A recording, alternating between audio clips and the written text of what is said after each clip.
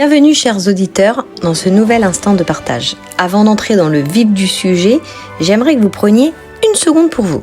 Je sais que le quotidien est une source effrénée. Peut-être m'écoutez-vous en ce moment même au volant de votre voiture, cherchant un peu de sérénité dans le tumulte de la circulation. Ou peut-être êtes-vous dans votre cuisine, profitant de cet instant où la maison s'apaise enfin, ou entre deux préparations de repas. Peu importe où vous êtes, considérez cet espace sonore comme un sanctuaire. Aujourd'hui, nous allons prendre le temps de déconstruire les étiquettes, ces fameux mots complexes qu'on pose sur nos enfants pour expliquer la vie tout simplement. Installez-vous, respirez, ce qui suit est pour vous. Votre bébé ne fait que pleurer et votre pédiatre vient de diagnostiquer votre enfant de baby. Vous êtes au bon endroit. Vous avez remarqué qu'on adore inventer des nouvelles étiquettes pour les enfants ? Dans notre société moderne, nous avons une peur panique de ce que nous ne maîtrisons pas. Alors on cherche à tout classer, à tout ranger dans des cases rassurantes, comme si nommer les choses nous donnait le contrôle sur le mystère de la vie. Après le Terrible 2 et l'ado en crise, voici le baby. Traduction, un bébé hyper sensible. Et en plus, tout le monde semble soulagé comme si un mot venu de l'espace suffisait soudain à expliquer toute la physiologie d'un bébé. Spoiler alerte, tous les bébés sont hypersensibles. Sinon, ce ne sont pas des bébés, ce sont des poupées. Et encore, même une poupée, si on lui enlevait sa tétine, elle râlerait. Imaginez un instant le bouleversement. Il passe 9 mois dans la chaleur feutrée d'un ventre, bercé par le rythme cardiaque maternel, en apesanteur, pour arriver soudainement dans un monde de gravité, de lumière crue, de bruit et de vide. Comment ne pas être hypersensible face à un tel vertige ? C'est la réaction la plus saine qui soit. Le concept est simple. Dès qu'un enfant pleure un peu plus que le bébé voisin, on s'affole. Ça y est, c'est un baby. C'est grave.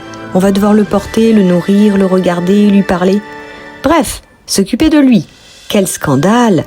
Et pourtant, un bébé qui pleure, c'est une excellente nouvelle. Ça veut dire qu'il respire, qu'il exprime ses besoins, et surtout qu'il ne regarde pas Netflix dans sa chambre. Un baby, comme tous les bébés, veut des bras, les vôtres, pas ceux du facteur, à manger, tout de suite, pas après la fin de votre épisode, qu'on le regarde comme si c'était le centre du monde, parce que soyons honnêtes, il est le centre du monde.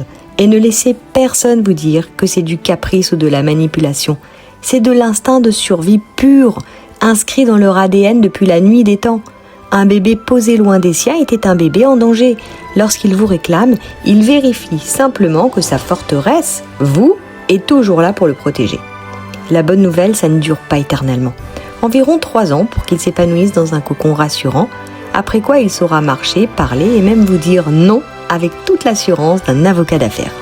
Alors plutôt que de chercher des catégories, rappelons-nous qu'un enfant compris devient un adulte équilibré et un bébé porté devient un enfant solide, pas un gâté pourri. Voilà pour cette réflexion, j'espère qu'elle résonnera en vous la prochaine fois que vous entendrez un nouveau terme à la mode. C'est peut-être cela, le véritable noblesse de notre rôle, avoir le courage de répondre à l'appel de nos enfants, simplement, humainement, sans se soucier du regard des autres, des diagnostics hâtifs ou des tendances passagères. N'ayez jamais peur d'aimer trop, on ne gâte jamais un enfant avec de la présence ou des bras, on construit simplement, pierre par pierre, les fondations de sa future liberté. Avant de retourner à vos activités, à votre route ou à votre cuisine, gardez cette douceur avec vous. Merci infiniment d'avoir partagé ce moment intime avec moi. Prenez grand soin de vous et surtout, prenez soin de ce lien unique qui vous unit.